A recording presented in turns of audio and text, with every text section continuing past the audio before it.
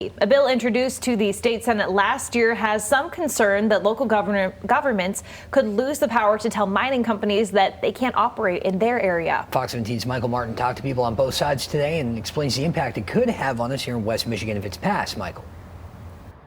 Yeah, Doug, Annie, good evening. Supporters of Senate Bill 431 say it'll make it easier for companies to pull much needed resources from the ground, effectively lowering the cost of construction and road repair. But opponents of the bill say that it just takes too much control away from local governments, removing their ability to have the final say on who gets to operate within their jurisdictions.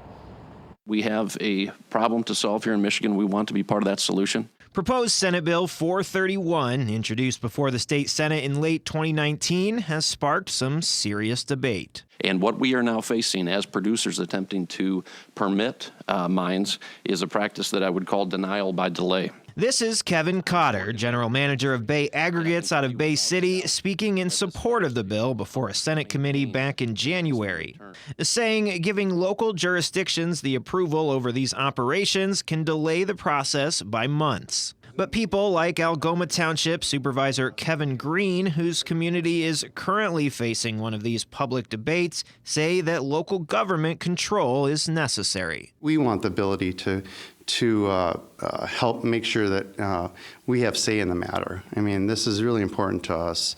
We don't want that right taken away. State Representative Gary Howell agrees, telling us the bill could set a bad precedent. Right now we're talking about gravel pits, which is bad enough to impose that on a community where there's serious adverse consequences. But if we start down this road, every time some business doesn't like a zoning decision, they can come to the state, get the law changed, and take away local zoning. In the bill, if local governments don't come to a decision after 180 days, then the permit is automatically granted.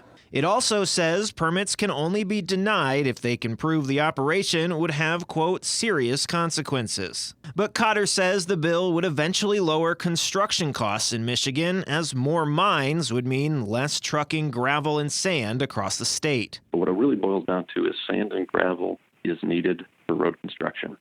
And one of the largest costs associated with that is the cost of transportation. We all know that we don't currently have enough money going into our roads.